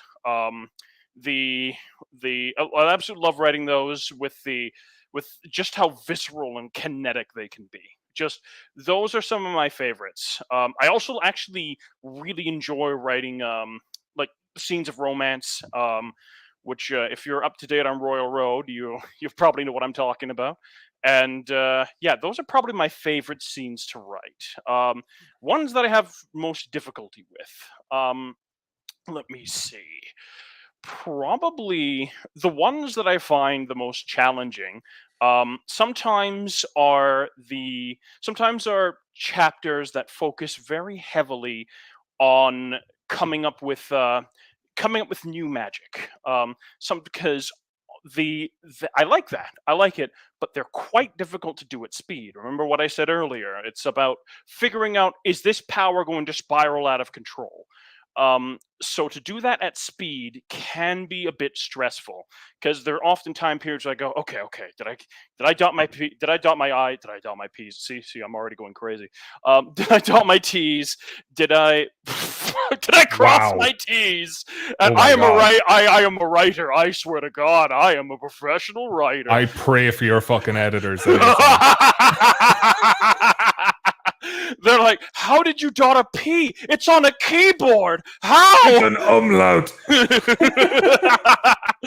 But yes, I cross my T's and dot my I's and make sure that I didn't just blow up my whole setting with a new introduction of a power. That I can find a little stressful. They're fun in retrospect, and but at the time, it's almost like I feel like I'm trying to like diffuse a bomb whenever I coming up with those at speed. But yes, the but yes, that would be probably what I find the most challenging. I wouldn't say the least enjoyable. Um, hmm.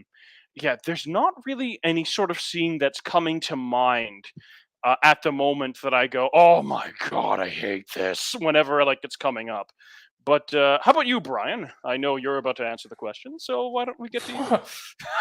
I could have been browsing Facebook for all you know. So, just like Jay bores me. But no, it's the things that I love writing. Well, I'll tell you the thing that I write fastest is when there's no dialogue tags. Really? And that is like, for example, the last two chapters I had were essentially an assembly of the students. Quest Academy is for it's essentially a superhero academy in a war against demons. Mhm. So, and you have like essentially it's a good excuse for kind of like the world building when you have someone on a podium essentially speaking to the crowd and then the crowd reacting. Right. And that is like, they are very fast scenes. Like I'd be doing maybe 2,000 words an hour in Holy those crap, ones. nice. Yeah. And you're like, okay, this is great. And then you'll get into the kind of harder territory now. Things that I love writing about are kind of the so negotiations and stuff. So the main character of Quest Academy has an interesting ability, but he's essentially in a crafting class. He loves, crafting weapons, equipment, and things like that. But he grew up from an auction house. His parents are auctioneers, so he has the appraisal ability as his father, and that allows him to kind of identify and like kind of see the value of things.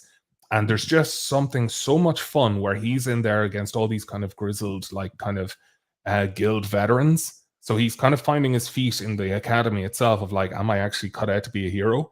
But then when you see him kind of in his domain, which is like, oh, this is an auction floor, let me at it. And you're essentially getting to see the competent side of this character of like, oh, this is my bread and butter. And I get to just kind of slide into that kind of characterization and get him to just like, it's like not a fuck around and find out, but it's a case of like he has absolutely no issue in talking back to these people that would typically be terrifying to anyone else because this is his domain. And I love those scenes where he has the competence, because these are 18-year-olds. If you write every single one of them as like, I've got this, you're like, no, you fucking don't. You're a child. It's like, and it's the suspension of disbelief. But with these moments, I get to channel that kind of competent energy. And Yes. I really love that, because when he's in that zone and when he's doing his thing, or when he's crafting, he's got this. There's still areas to learn, and he's not an asshole about it, but it's kind of like, I've got this. And I enjoy those very, very much. So some of my crafting chapters can go on 5 or 6 chapters, and you're just like, this is so much fun. And then what I don't enjoy writing is the hard scenes, which are the gut punches. So if I was to say, most recently, I had an instance where like one of the characters has felt isolated away from everyone else, and they've had every reason to be upset with the main character. Right. And they've had an emotional sort of like a justifiable emotional outburst. And you have this like almost railroaded kind of scene, like, you know, of how like, this is like, you're a piece of shit, this is this and this. And when that female character cried, I cried, because I was like, I'm in each of these characters feeling all of the emotions that they're feeling, to write them genuinely. And it was such a gut punch, because I was there looking at the main character being like, you piece of shit. And you have to kind of get through those moments to kind of like, you know, to then come out of it the other side, and it could open up a whole new area for you, which is really interesting. Like, and like I write kind of like, I know you said pulp writer earlier. Are you familiar with Dean Wesley Smith?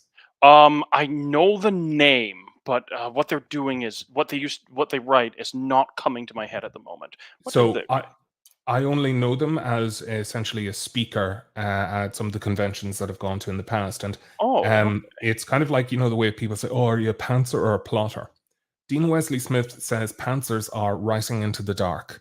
It is discovery. And I think it's a very romanticist way of kind of describing the sensation of you're writing into the dark because you don't know where you're going. And I think it's a kind of a beautiful turn of phrase. But yeah, it just sounds better than pantser. It sounds like you've shit yourself. It's like, what's it? It's a pantser. Well, I don't know. Sometimes you could look at a chapter and you're like, "Oh, that's a pantser." Oh God, yeah. It's just like shit in your hands and clap. It's like, that's chapter. So it's no, I've all my chapters are great. Maybe chapter 13 in book 2. But anyway, who knows? Who knows? No, I've rewritten it. Anyway, so yeah, but I went slightly off piece there, but yeah, there's lots of fun stuff with it. Yes. But give me a second. So I guess it has now been an hour and a half, and I have yet to read your fucking story. This happens every single time. I am so sorry. As a no pantser, Jay, I am not in the least surprised by that. I think the only way we'll get you to, you know, wear pants is if Legion releases joggers or something like, you know, it's just like, I don't have the merch, I'm not wearing pants. But yeah, it's but I guess I will start reading chapter 1, Fools and Inheritance. So All right. just I'm give going me to a mute moment. myself. I will enjoy. Well, if you want, you have a fantastic voice as well, Jay. Do you want to just read it? Oh, well, that put me on the spot. Which would you prefer, Brian? I'll leave it up to you. You're the one running the joint. I can give it a go, but I will apologize in advance for butchering it. Is that all right? Oh yeah, no, definitely. You have a fantastic voice, my friend. I would love to hear it rendered in your dulcet tones. Why, thank you very, very much. So let's give this a go. Okay. Chapter 1, Fools and Inheritance. The worst days tended to start with good mornings. You're fired. Fired! Get all your things and get out of my shop. If I ever catch you here again, I swear on Uldar's beard, you'll wish I had called the guards for you. Master McHarris roared, his face turning beet red. As mornings went, this one was shaping up to be great. Alex Roth froze in the middle of a disaster. Collapsed shelving, shattered eggs, and flour dust falling like snow in the middle of the bakery.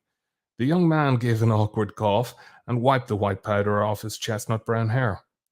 Does this mean you won't be giving me this week's pay?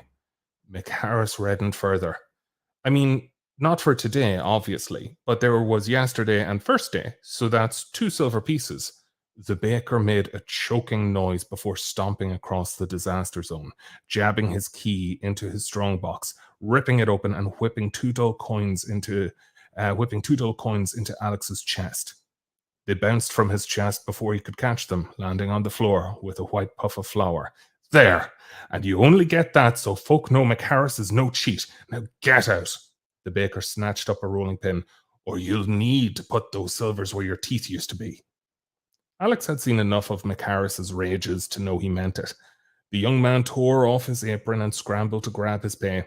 He sniffed the air near the eggs as he bent. A nasty stench confirmed his suspicions from early this morning. Keeping his face neutral, he jumped up and scuttled for the exit to the front room of the shop. Boy, McHarris said, scratching his head, what happened to you?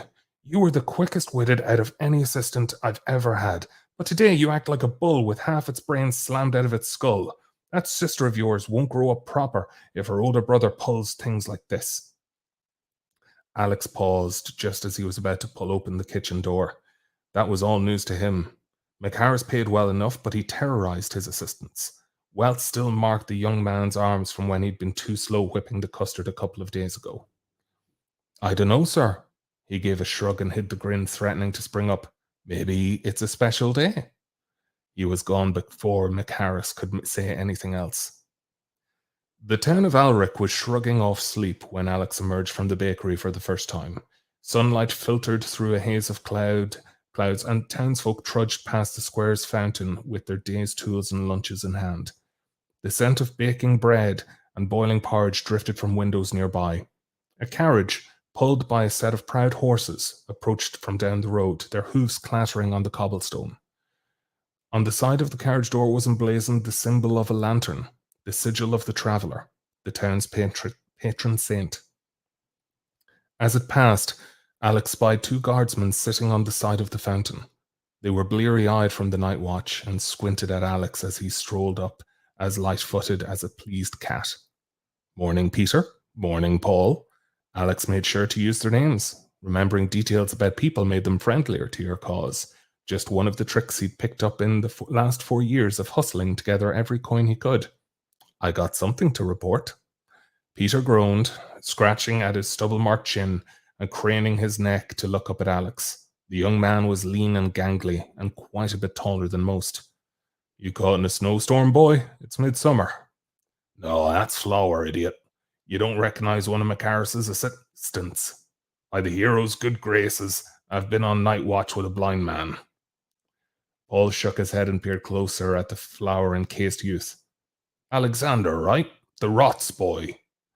What's it you've got to report? A dull ache touched Alex's heart at the mention of his parents, but he kept his face neutral. Even the largest wounds grew dimmer with time. He jerked a thumb backward toward the bakery. McHarris is putting rotting eggs into his cakes and covering it with sugar. He could poison somebody. Peter raised an eyebrow, reaching beside him and picking up his helmet, clapping it on his head. That sounds like a guild violation, not a crime. I don't think the merchants or nobles that shop there would see it that way, and I don't have time to run into the guild before he cleans up the evidence. Alex held up 2 flour-dusted silver coins. This is not a bribe. I'm just saying that if you go over and take a quick look around, you might do the public some good while pocketing a silver coin each. He gave a winning smile and rolled the coins across his knuckles. I know you're tired and want to go home, but that's 1/3 of a day's wages for you. All for walking 50 steps and having a sniff around his kitchen. If you find nothing, you keep the coin. Sound fair? Peter and Paul looked at each other. Boy, Peter shook his head. You're bad at bribing people. His winning smile shrank. No, it's not a bribe. You're trying to pay us to get a service done for you. That's a bribe. One where you might not get what you want. So it's a stupid bribe. The worst attempt I've ever seen, Paul groaned as he lifted himself from the fountain. But if he's willing to try something that stupid, maybe we should take a look. Last thing we need is for some bigwig to turn all green in the face and keel over. Come on, Peter. Alex could hardly contain his excitement as the guards made their way toward McHarris's shop, though he made sure to hide his smile when Paul turned around. Oh, and don't try that again. Stupid or not, bribery of a guard will get you 10 lashes. Understood? Understand? Alex nodded vigorously and gave him a thumbs up. I'll be a good boy from now on, sir. Paul shook his head. The hell's wrong with you? He pointed up at one of the Fenton statues rising over their heads. Act the fool long enough and you'll get the fool's mark. That little sister of yours needs a brother she can rely on. I have a plan for that, Paul. Don't you worry, Alex said. But thanks for asking. You're good people. Guardsmen have to make sure the youth are on the right path, don't we? Paul rose to his full height, puffing out his chest unconsciously. Anyway, off you go. If you're right, this'll probably get ugly. Oh, and happy birthday, Alexander. 18's a big number. Keep those coins and try to treat yourself. Alex blinked. Well, he had been right. Remembering details about people did make them friendlier. He certainly felt a bit more friendly toward Paul. He'd have to do something nice for him later. He grinned. Once he became a full-fledged wizard. Sliding back behind the Fenton, he watched the guards enter the shop and chuckled as McHarris's cries of dismay echoed through the windows. When the crashing began, he outright cackled. Of all the food he'd ever had from McHarris, revenge definitely tasted the best. Serves you right, you old bully. That's for browbeating every helper who's ever worked for you, he smirked, tossing his last pay into the Fenton. As of sunrise this morning, he no longer needed McHarris's coin. Alex had sent a silent prayer of thanks to the hero's Fenton, one of many that he had raised in the kingdom of Thameland. To the hulking figure of the champion, Alex thanked him for bravery. To the bespectacled, stern sage, he thanked her for the wits he had shown. To the kind figure of the saint, he thanked her for the generosity he'd received. And lastly, to the handsome form of the chosen, he gave him appreciation for luck and blessings. Beside the foreground figures, who watched the square with benevolent granite eyes, crouched a caricature, and it was an ugly sculpting of a man with a chin too curved, eyes too bulging, and a nose like a pumpkin stem. A jaunty jester's hat sat on his head, and his statue was the only one stained by bird droppings. The fool. The last of the heroes and the least of them. None who had borne the fool's mark left much of an impression in legend. Many had died, others disappeared. Some even betrayed the very party they were chosen for. The fool, according to all of Alex's teachers, had nothing to offer anyone, save for a nominal but necessary service to the heroes. Uldar's prophecies called those bearings the mantle necessary, though history suggested otherwise. And so, to the fool, Alex simply offered his empathy. He knew well how it was to struggle. Thankfully, those days were at an end. Whistling a jaunty tune as the guards grappled with McHarris somewhere in the bake shop, he strolled down the street with spirits higher than they'd been since before he and his sister were orphaned. He didn't catch the slight itching on his right shoulder, nor the way the bulging eyes of the fool seemed to watch him walk away. And we'll end it there. Very good. Very, very Yeah. good. I think I got it. Yeah. So typically, with the way it is with Audible and Podium and stuff like that and Tantor, we're only able to kind of like read about 10 minutes of something before it's then like, no, can't do that. So, and yes, Travis does that much better. But, and Akeep, thank you so much. Irish Booth Theatre. It was very good. I will caveat that and say Irish Booze Theatre. I would much prefer that. But no, like it's you have an excellent way of writing, just descriptive, just heart, it's absolutely a pleasure to read. No exposition dumps and like very well crafted. So no, it's very, very very, very much a pleasure to read. It's just so funny when I look down after like reading for 10 minutes and it's like 1%. And I'm like, yep, that's a book. That's a big book. Just a bit, huh? Yeah. But yes. Well, I have to say, I don't think there would be any one of these interviews where you'd read an author's first 10 minutes and go, well, that was shit, wasn't it? Just hey, you can go back and you can look at like when have I said nothing good about them, like and then you'd be like, oh wait a minute, there's a pattern here. No, like as in there have been times where I've read some and I've been like, that is a story that people will enjoy. I'm not going to be one of them. Like it's and wait, if we made drunk versions of the stories where we get to add and subtract certain parts. TJ, are you aware of what happened with me and Michael Head, where we did a control H and fucking switched out words, switched out letters? Sorry, Jay. So Michael Head is one of the other authors with Legion, and we were announcing each other's books. And to kind of get around that, you were there. I'm so sorry. It was all about me and Michael. I'm sorry, TJ. But I don't remember these mere commenters. But no, it was yeah, no, I'm pretty sure you were actually offering the letters that we need to change. I think I wasn't allowed to pronounce the letter J. I removed all the J's from the story. And he changed all, I think it was I's to U's or something. So Guild became Gould, or all the U's became I's, and it was like Guild. So it was very, very entertaining. At Queest Academy, I think it was. I did have a lot of wine during that stream. Oh, I should open a bottle of wine tonight. Anyway, sorry. Anyway, trust me, I'm not more fun with wine. But yeah, it's so I guess, is there any other questions that we have? I think there's a few starred here. Yeah, let's go through them. So TJ had a question there, like, what were some of the biggest lessons you've learned when starting this writing journey? Let me see. Pacing oneself was the most important. Being kind, at least being kind to myself, was also important. Those days where I beat myself up for perceived flaws of the story never helped anyone. Let's see here. Trying to think of there are definitely other things. But I often find that they get subsumed into the subconscious so readily that I just notice that I've changed something and I didn't even notice when. I'm like, when did I start doing that type of thing? Oh, I started the story with onomatopoeias just because I enjoy sound as it plays and the kineticness of prose. But I found by the end, by like several books in, that I wasn't feeling them anymore, and people were complaining about them. So I just decided to cut them out. I guess that was a minor lesson that I learned. What else? Oh, different voices can do wonders for different things.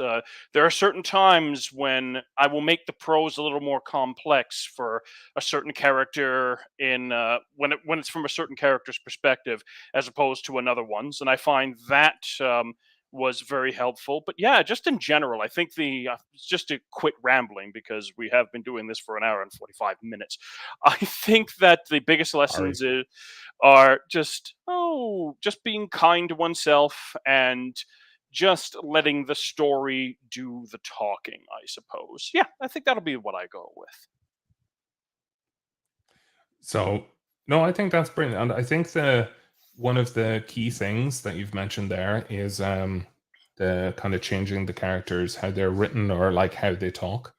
I think having real kind of like conversations, like there's a lot of stories out there where characters are one dimensional, and you've a lot of stories where it is very wish fulfillment, and you have, and like again, there is audience for those stories, but for starting out, it's kind of like taking a step back and being like, how would people actually react to this, or what are real life experiences that I'll be able to apply to what I'm writing?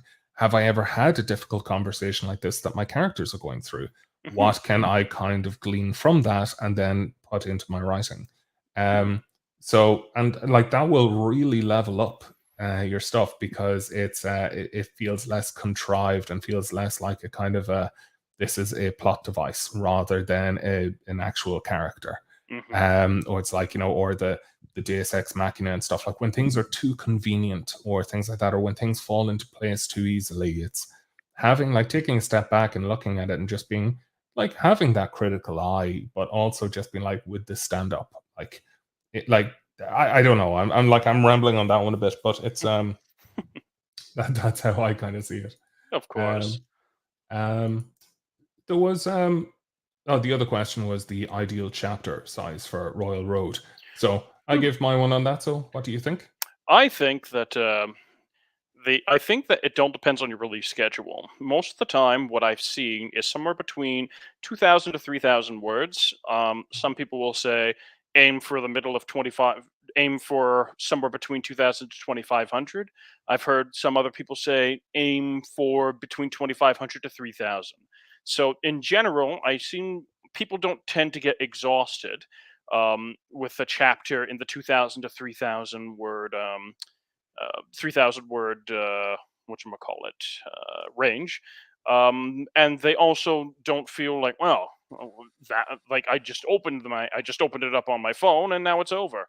I think a good way of thinking about it is understand that with web fiction, unless someone's binging your work, most of the time they're going to be reading it.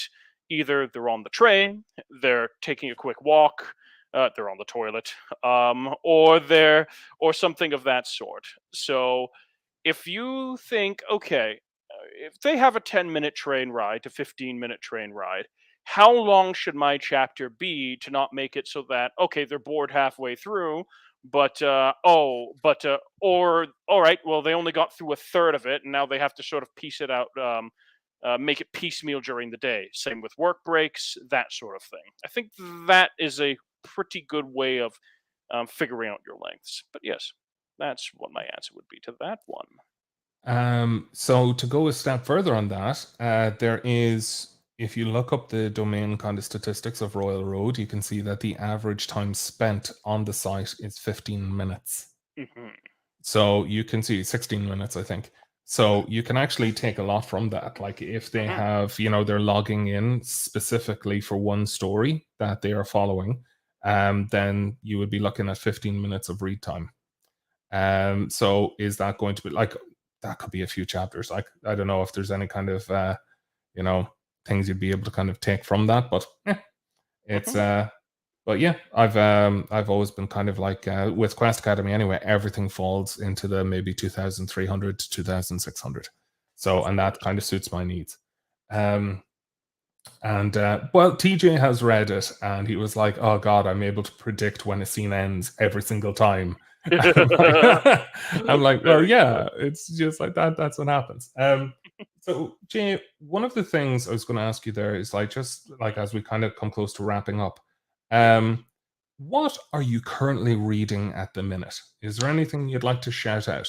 Oh, let's see.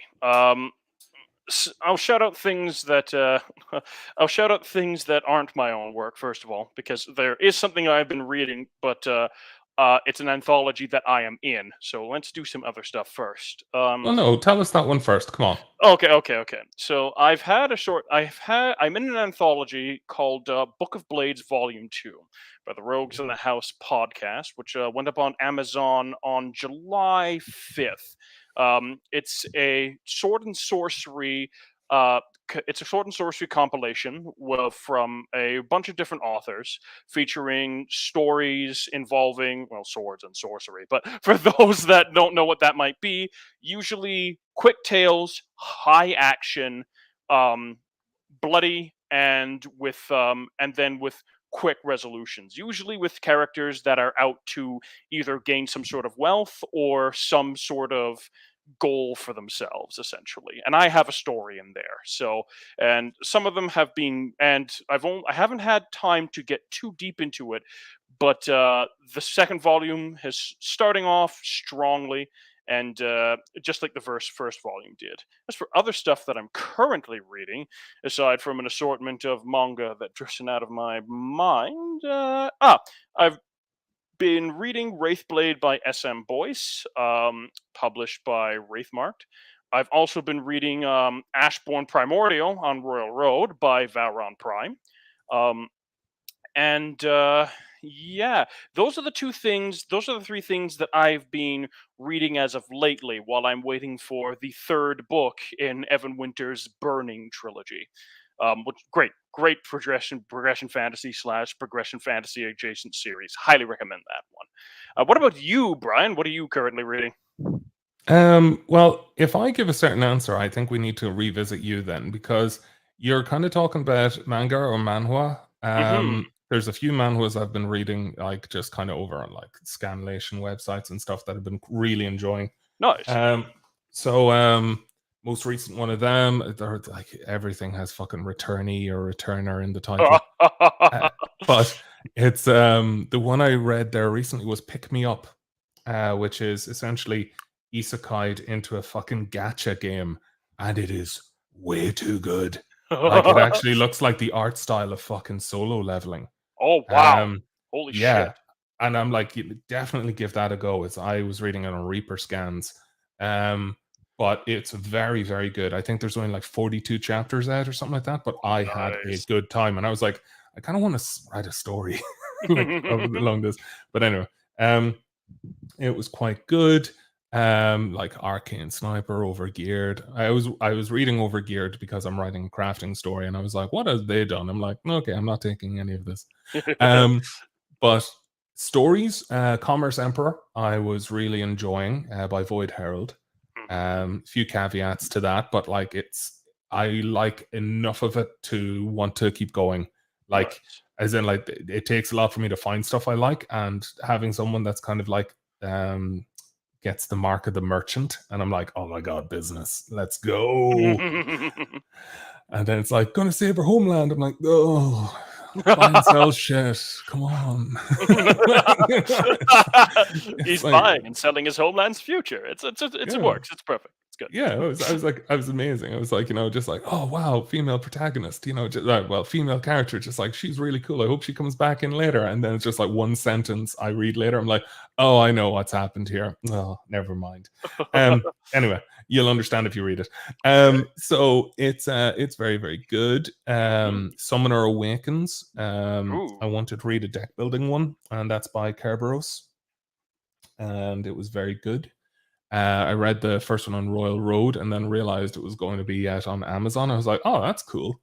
Um, so then other ones I've been reading, been rereading Retrailer Trash and Castle nice. Kingside. Mhm. Um, Castle Kingside. Now I know that in your kind of description, Mark, Phil, that you will not have grimdark themes. Castle Kingside is grimdark. Ooh. Not sure if it'd be your thing, but it's written well. Oh no, I love Grimdark. Are you kidding me? Like, Oh, listen, oh yeah, sorry. my, Warhammer Fantasy. What am I talking about? yeah, my favorite listen, Brian, my favorite manga of all time is Berserk. That should Okay, tell you. There you go. There you okay. go. Let me rewind. Um, uh, oh, here's a question for you. Have you ever read Siren? Siren. Oh, that is familiar. Psyren. It has like a time travel element to it. No, I actually haven't read that one. Give that a go. Okay, Give interesting. that a go. I was talking about it to that one with Jacob Tanner. It's one of my favorite ones. He's one of the only people I've met that's actually read that as well. Oh my. Um, and yeah, but what was the other one? And we were talking about Bakuman because I love Bakuman.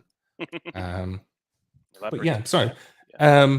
So would you like to tell us about any of the manhwa you're reading? Oh yes. I've currently currently the last one that I've been reading is Surviving the Game as the Barbarian. About a fellow who who got reincarnated into like Dark Souls s game he was playing as a barbarian. That one's just been pure fun.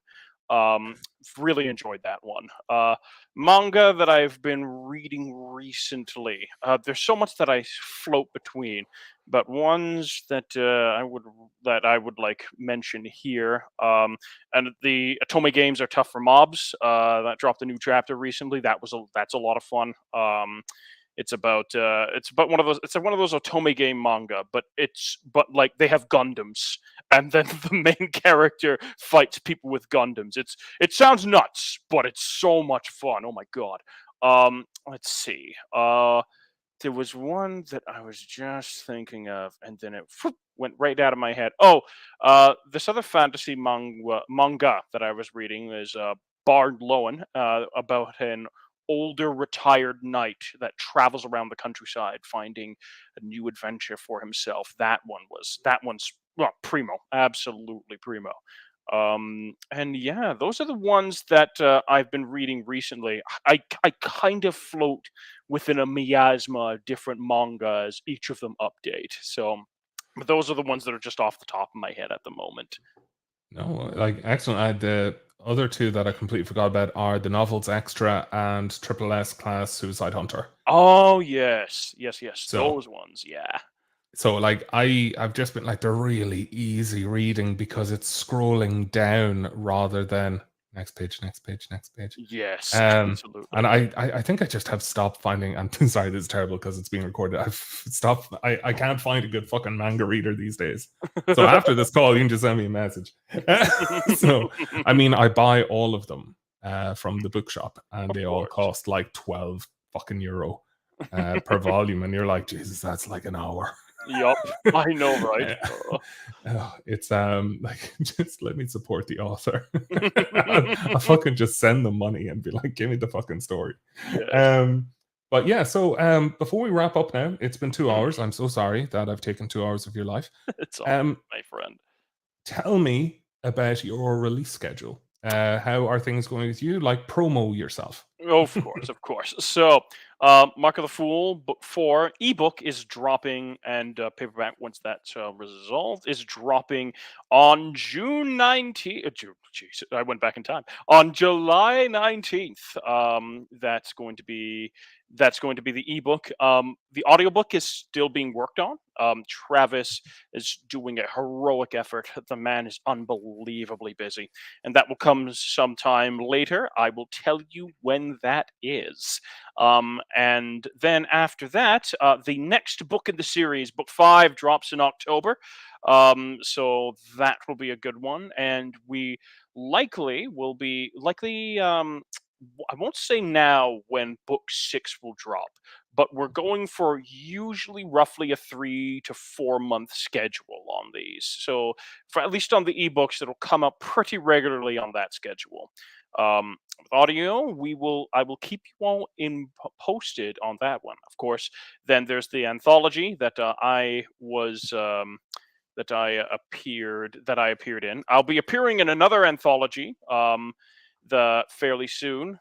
So that will be good. I will give more details when that comes a little closer. And yes, but those are what's coming up in my release schedule. Oh, right, the webtoon. I forgot the comic. The Oh my god. yeah. That is trucking along very well. I don't have a release for that yet, but for those that are listening in, we have several chapters completed already, and as soon as I get like the okay to show off some art, I will show it off. It's looking gorgeous, so and I'm super excited about that one. So yes, I'll tell everyone when that's coming out. Just to know that the production is going quite well. But yes, that's it for me and my schedule. What about you, Brian? I'm sure you do this on every episode, but when is Quest Academy coming out? Oh well, I'm glad you asked because I just need to take out the giant book of grudges. So Oh, you're July 19th, you yes. bastard. So Oh, I'm July oh, 18th. Don't oh. Okay, worry. we're good. No, it's fine. It's fine. Like they'll have one day to read my story, which they'll probably be spending reading book 1, 2, and 3 of your series before book 4. You piece of shit. I did nothing wrong. No, Dead to me. Absolutely dead to me. It's fine. But no. you're breaking Go up. You're breaking up. I'm going through a tunnel in my living room. So it's no. Quest Academy is releasing on ebook on the 18th of July. It is going to be my first Amazon release. Oh So my goodness! Yay! yes, yeah, I know it's exciting. I'm just hoping it goes well. But yeah, who knows? I don't know. It's like I went onto Royal Road and I was like, hey guys, I wrote another story, and they're like, that's nice, wild cards, and I'm like, damn it, okay, I'll be back. You're just like, how about I give you more wild cards if you buy Quest Academy? And they're like, or how about you just write the fucking story, Brian? I'm like, damn it. Like, they're savage, but I love them. Of course. I've curated asshole readers. They're my tribe. But thank you so much, Akib. I really hope I'm saying your name correctly. But yeah, anyway, sorry. So yeah, that's released for me. I've seen kind of previews of what the hardback's going to look like with the dust jacket and stuff, and they were like, "Oh, we need an author photo for you," and I picked me looking like a miserable bastard, holding a gin and tonic, literally staring at someone, just be like, "I hate you," and it's I was like, "This is it. The only person that's not going to love it is my mother, and I can live with that." So. But yeah, no, it's exciting times. See how it kind of comes out. Audiobook is in production at the minute, and Nice. more talking about who's doing what and whatever later. It's very, very exciting. Fantastic. Complete cock waffle photo, yes. I sent it to Jez being like, is this not, I know this isn't professional, but what do you think? He was like, fuck it, I love it. I'm like, cool. Just like, start as you mean to go on. Unprofessional. So, but look, that's everything, I suppose, from me. And so, yeah, look, everyone, I'd just like to say thanks very, very much to everyone that joined us. Of course. It was an absolute pleasure. If you have any last minute questions that you want to throw at us, you can. But if not, we'll probably wrap up now in a few seconds. Indeed. Jim, anything you'd like to say in closing statements? I'll just want to say to everyone, again, I've said it before, but remember that there's only one of each of you in this world. And that the only one that can truly take care of you is you. So take care of yourselves. It's hard out there right now. It has been for a while. But just make sure that you love yourselves, you love each other, and you get through things. That's what I want to end off with. You are too fucking wholesome. I hate you. That's a whole new page. Page 6 on the Book of Grudges. Okay. No. Like, could you just not be like? Could you just be like a piece of shit for like a minute? Like, I don't know. Anyway, everyone, it was an absolute pleasure. Geneva, you can cut us off. Whenever. Of course. See you later, everyone. Thanks, everyone.